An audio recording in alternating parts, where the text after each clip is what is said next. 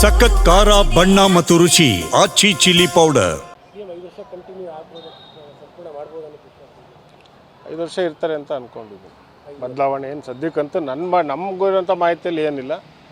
But ಅವರು ಹೇಳಿದ್ದಾರೆ high command ತೀರ್ಮಾನ ಅಂತನ ಇಬ್ಬರು ಹೇಳಿದ್ದಾರೆ, ಮುಖ್ಯಮಂತ್ರಿಗಳು ಹೇಳಿದ್ದಾರೆ, ಉಪಮುಖ್ಯಮಂತ್ರಿಗಳು ಹೇಳಿದ್ದಾರೆ.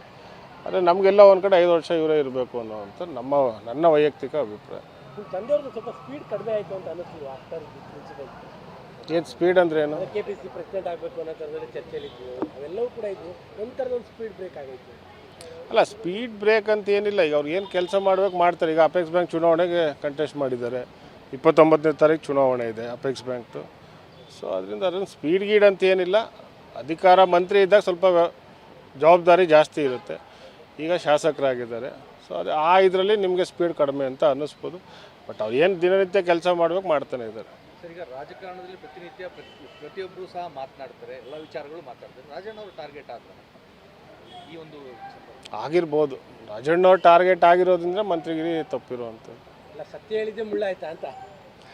ಸತ್ಯ ಸ್ವಲ್ಪ ಜನ ಸತ್ಯವಾಗಿ ತೊಗೊತಾರೆ, ಸ್ವಲ್ಪ ಜನ ಅದನ್ನು ತಪ್ಪಾಗಿ ಗ್ರಹಿಸ್ತಾರೆ. ಸೊ ಅದರಿಂದ ಈಗ ಅವ್ರು ಹೇಳಿರೋವಂಥದ್ದು ತಪ್ಪೇನಿಲ್ಲ. ಭಾಳಷ್ಟು ಜನ ಬೇರೆ ಬೇರೆ ಹಿರಿಯ ಮುಖಂಡರುಗಳು ಹೇಳಿದ್ದಾರೆ, ರಾಜಣ್ಣವ್ರು ಹೇಳಿರೋವಂಥದ್ದು ಏನು ತಪ್ಪಿಲ್ಲ ಅಂತಲೇ ಹೇಳಿದ್ದಾರೆ.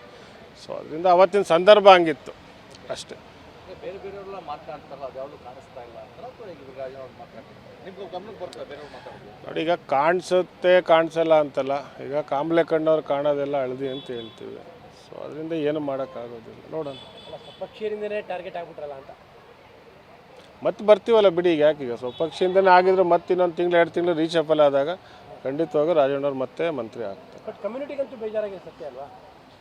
ಏನಾಗಿದೆ, ಈಗ ನಮ್ಮ ಕಮ್ಯುನಿಟಿಯಲ್ಲಿ 3 ಜನ ಕೊಟ್ಟಿದ್ದರು. ಅಲ್ಲಿ ನಾಗೇಂದ್ರ ಅವ್ರದ್ದೊಂದು ರಾಜೀನಾಮೆ ಆಗಿದೆ. ಅದಾದಮೇಲೆ ರಾಜಣ್ಣವ್ರದ್ದು ಆಗಿರೋವಂಥದ್ದು. ಸೊ ಈಗ 2 ವೇಕೆನ್ಸಿ ಇದೆ.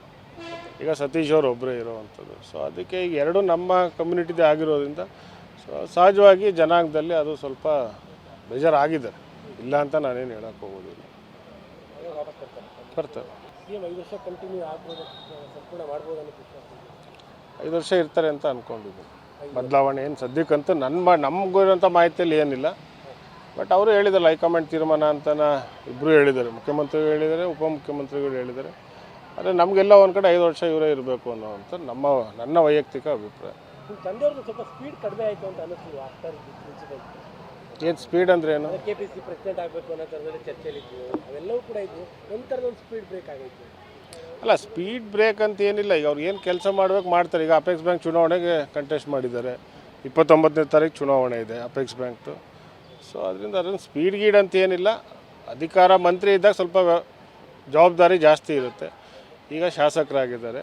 ಸೊ ಇದರಲ್ಲಿ ನಿಮಗೆ ಸ್ಪೀಡ್ ಕಡಿಮೆ ಅಂತ ಅನ್ನಿಸ್ಬೋದು. ಬಟ್ ಅವ್ರು ಏನು ದಿನನಿತ್ಯ ಕೆಲಸ ಮಾಡಬೇಕು ಮಾಡ್ತಾನೆ ಇದ್ದಾರೆ.